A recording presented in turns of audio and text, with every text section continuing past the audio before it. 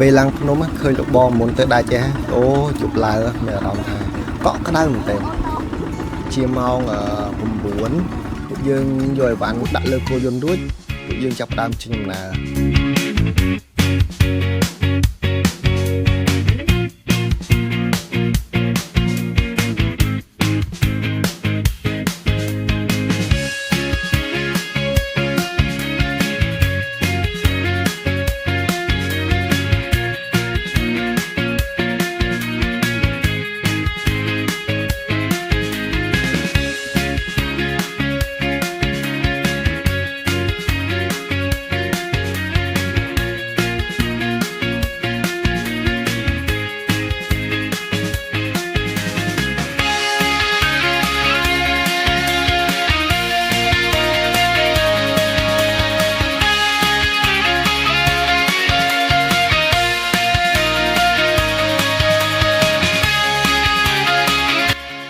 តាមពិតទៅបងយើងអត់ត្រូវដើរពីនេះទេ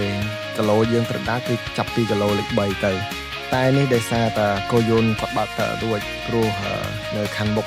មានបងប្អូនគាត់ធ្វើស្រែរួចហើយអញ្ចឹងយើង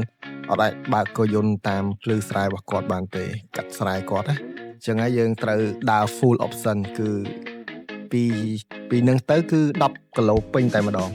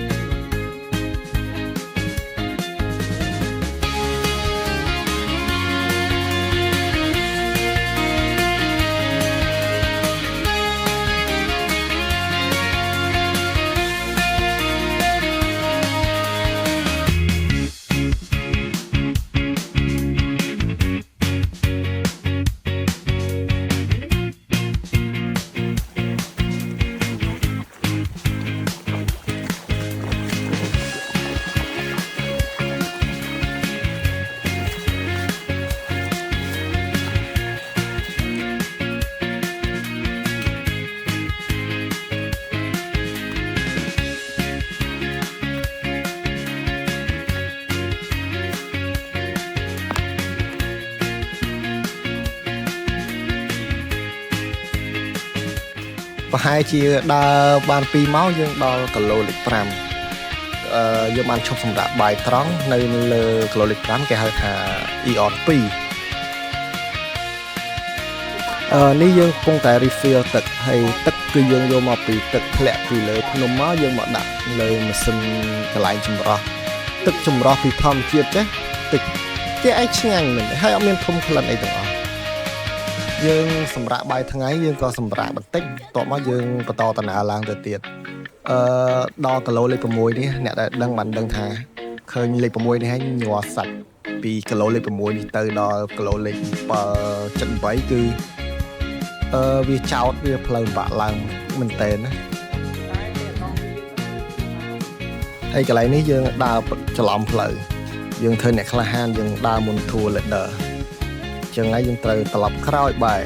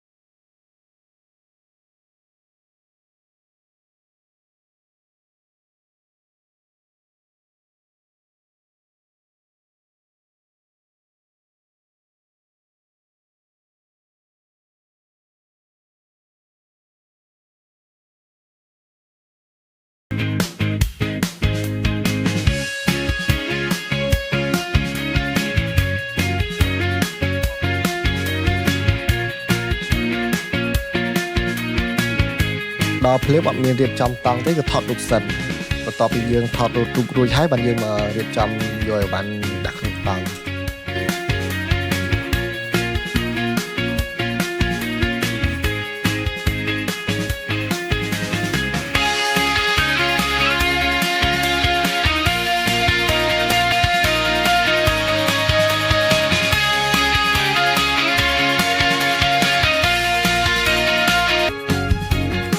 ក្រោមហាងបាទលោកបងនៅចិត្តយប់ឡើងកក់ក្ដៅហើយគ្មានទេបងបោះតង់ចង្ងាយពីគ្នាចង់500ម៉ែត្រ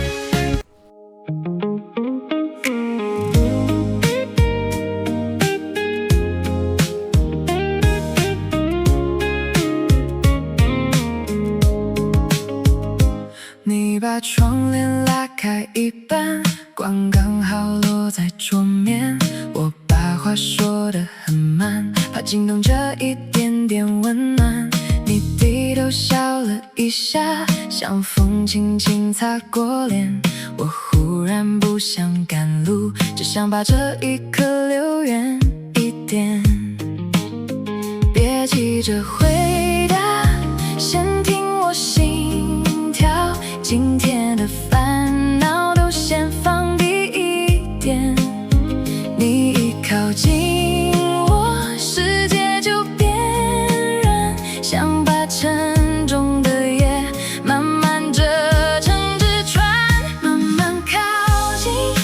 别再ប្រហែលជាម៉ោង5:76អីបងនាំគ្នាប្រកាត់ភ្លើងដាំទឹកកាប់សាច់ដើម្បីរៀបចំធ្វើម្ហូបពេលល្ងាចជុំគ្នា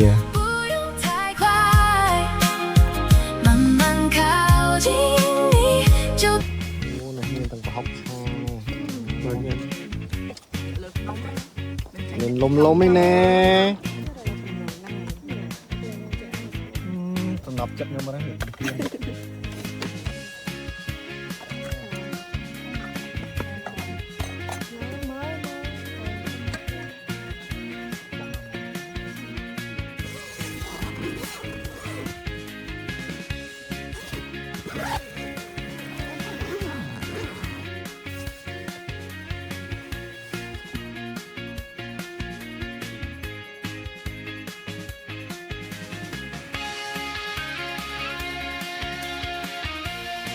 នេះគឺជាអង្គរៈនិងអ្នកនាំផ្លូវដ៏អស្ចារ្យសម្រាប់2យប់3ថ្ងៃនេះព្រឹកឡើងនៅលើភ្នំមិនមានមីកំប៉ុងសឹកបាយឆាមានទាំងបាយឆាមានទាំងសកងយិតអាភួរផ្សេងអត់ដឹងទេតែគួរវីadventure គាត់បានដិតដល់ណាទាំងមហូបទាំង take care យើងតាមផ្លូវចង់រៀបcommentថាបើចង់ឡើងភ្នំក្នុងផ្សារក្នុងកំពើរឿងតាមភ្នំគឺយកធូរគាត់ល្អ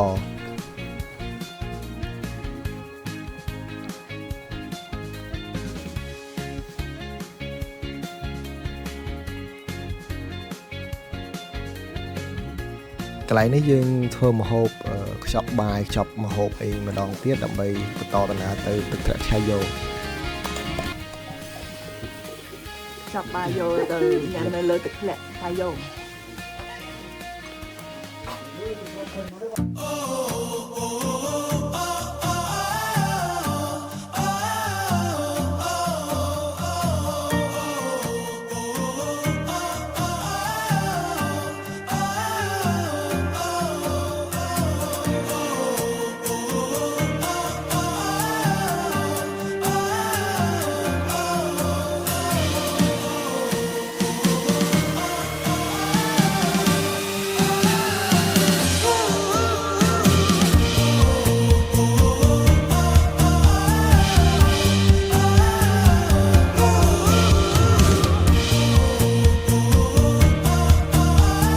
កន្លែងនេះកន្លែងទឹកធ្លាក់អូខ្មែរក្រហមប៉ុន្តែមិនមែនជាកន្លែងគេមួយទឹកលេងទេកន្លែងគេមួយទឹកលេងនៅខាងក្រោមចុះទៅក្រោមមកតង់ទៀត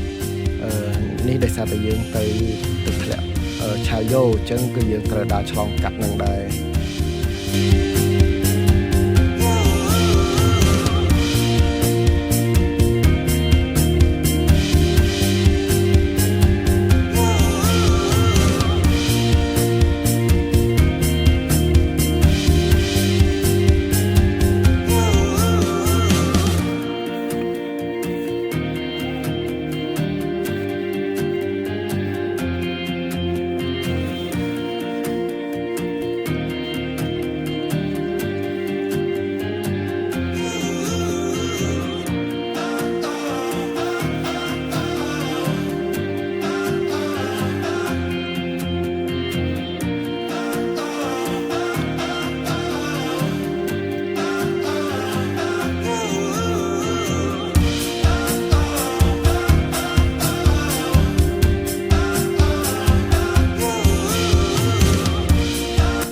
យើងដើរបានទៅកណ្ដាលផ្លូវជួបបងគាត់ជិះម៉ូតូពីខាងអរ៉ៃកោះកុងមកវិញព្រោះខ្នងកំពើនៅខាងខេត្តកំពង់ស្ពឺហើយស្លែកឆៃយោពីខាងកោះកុងហើយពីខាងកំពង់ស្ពឺទៅអត់មានម៉ូតូផ្លូវម៉ូតូឡើងទេតែពីខាងអរ៉ៃខាងកោះកុងមកគឺពួកគាត់អាចជិះម៉ូតូមកបានហើយយើងដើរពីខ្នងកំពើទៅទឹកធ្លាក់ឆៃយោគឺ2-10គីឡូតែយើងដើរដល់គីឡូទី8យើងត្រូវយកថ្នាំជក់ឬក៏ទឹកឬក៏ថ្នាំបាញ់សត្វល្អិតដើម្បីការពារទាកព្រោះទៅហ្នឹងគឺមានទាកច្រើនអានេះដល់គីឡូទី8យើងរៀបចំខ្លួនហើយឃើញទាកបដាហើយកន្លែងដាក់ថ្នាំជក់ហ្នឹងឃើញទាកយើងយកថ្នាំជក់មកតេស្តនៅលើទាកផ្ទាល់ហ្មងឃើញថាវាខ្លាចវាធំស្អប់ក្លិនហ្នឹងដល់គីឡូ2គីឡូលេង8ទៅគីឡូទី12ហ្នឹងគឺផ្លូវញាក់សាច់ទៀតហើយបាទ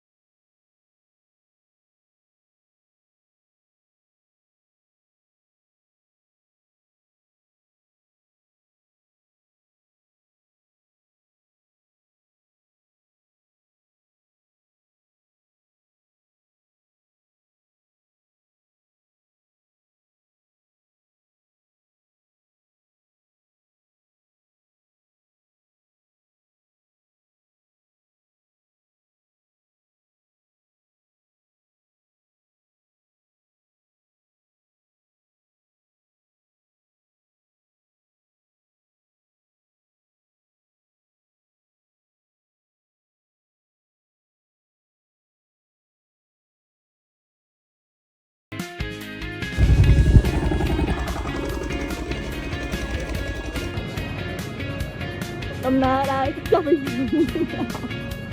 អានេះដំណើរចុះពីក្នុងផ្លូវនេះក៏វាដើរអញ្ចឹងដែរឡើយ